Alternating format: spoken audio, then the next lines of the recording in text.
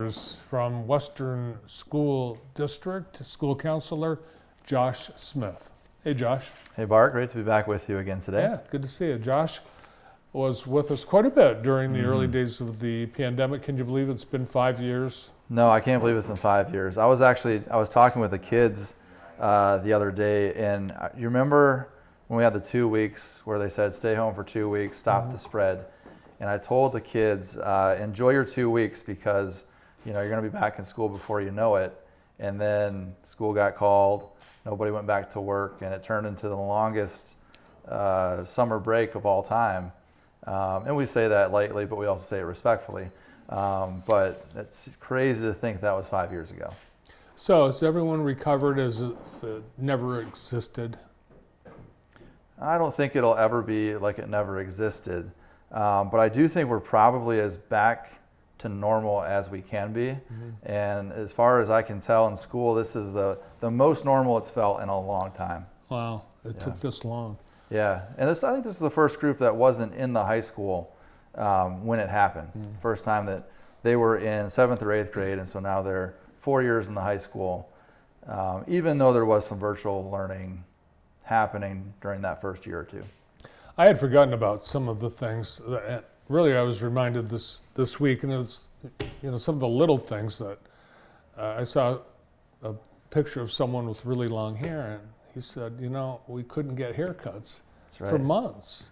Yeah. And all the sports tournaments, the NCAA basketball tournament, the kids in high school in their final week of tournaments, all that went away like that.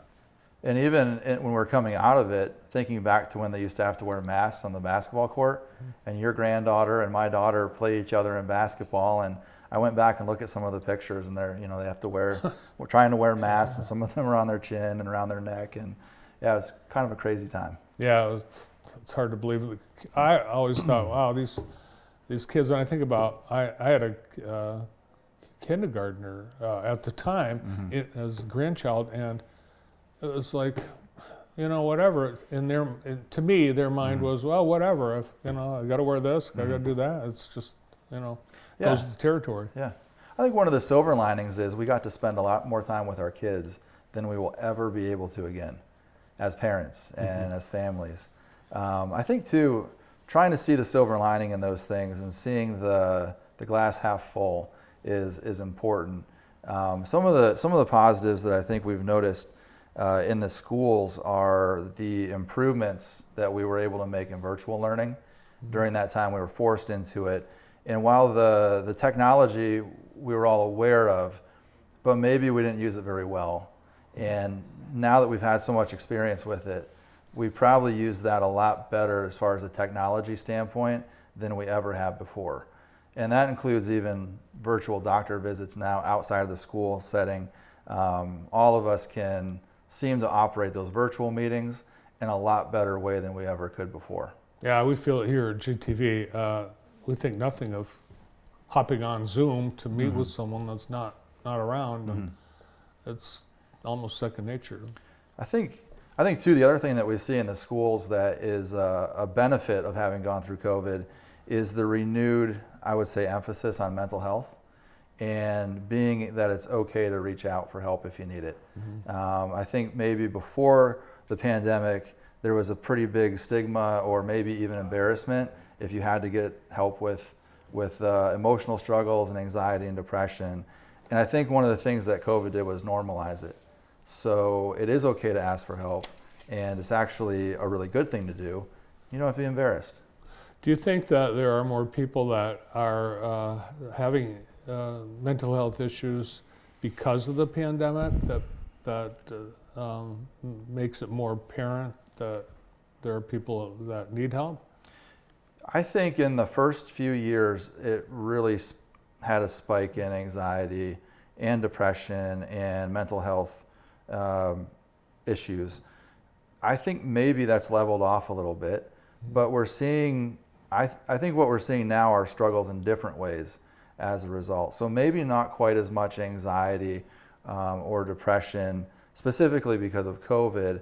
But one of the things that is challenging for students now that I think is a result of COVID is when they hit a difficult patch in classes or in education or in different aspects of life, there's a tendency to take the easy way out or try to avoid it because it's uncomfortable and difficult. And I think I see more of that in the classroom instead of learning to be in the struggle and persevere and be okay with it being hard instead of trying to avoid it and taking the easy way out. I see that in my own self sometimes, just wanting to avoid the challenge. But I think one of the things that COVID is now challenging students with is when it's hard, don't take the easy way out. Like be in the struggle, put your best effort in, even when it's hard, and you'll be better for it in the end, right? And that's a struggle for parents too, because we see our children struggle and we want to bail them out right away.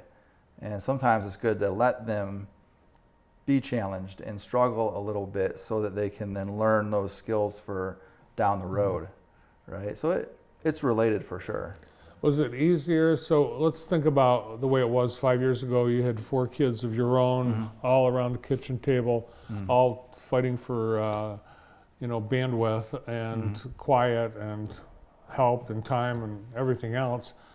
Was it easier for a student to say, you know what, this just isn't for me. I'm going to wait till school gets back in person, and I'm just going to not put anything into it?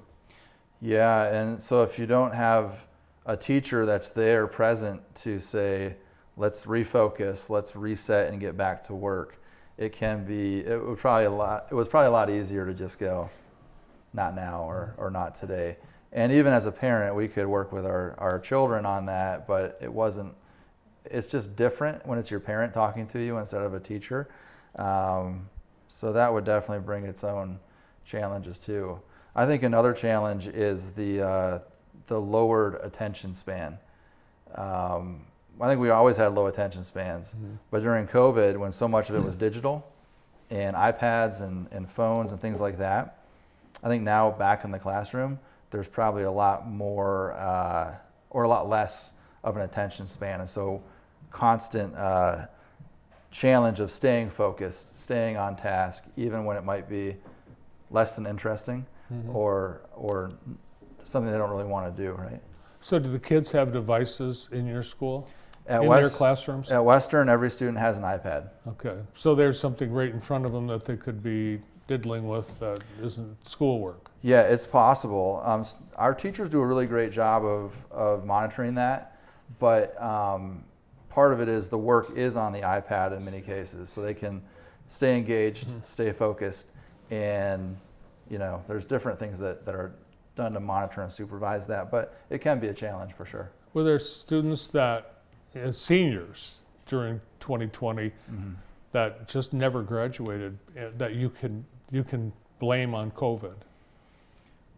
I think that we at Western specifically did a really good job of engaging every student, and I'm not aware of any that didn't graduate, but that's speaking just for Western. I know, well, interestingly enough, I can't remember the number off the top of my head, but in 2020, 2021, when I was working with Governor Whitmer's committee on students who were never heard from again. Like when they went virtual, they couldn't contact them, didn't know where they were. So think about like statewide, like Detroit Public Schools. They had a large number of students who they just never heard from again. And that was the scary part. At Western, it was a small enough community, and even in Jackson, it's a small enough community where we can reach out in many cases and find people and help them. But in some of those bigger districts, you had people going to people's houses. Yes, yeah, for sure. All right, well, much I think deserved break coming up next week for all those in education and I'm sure the kids too. Yeah, looking forward to spring break. Well, safe travels. Sure. Thanks, you too. Thank you. Thanks for coming in. Thanks. Thanks for taking great care of our kids. From Western School District School Counselor Josh Smith.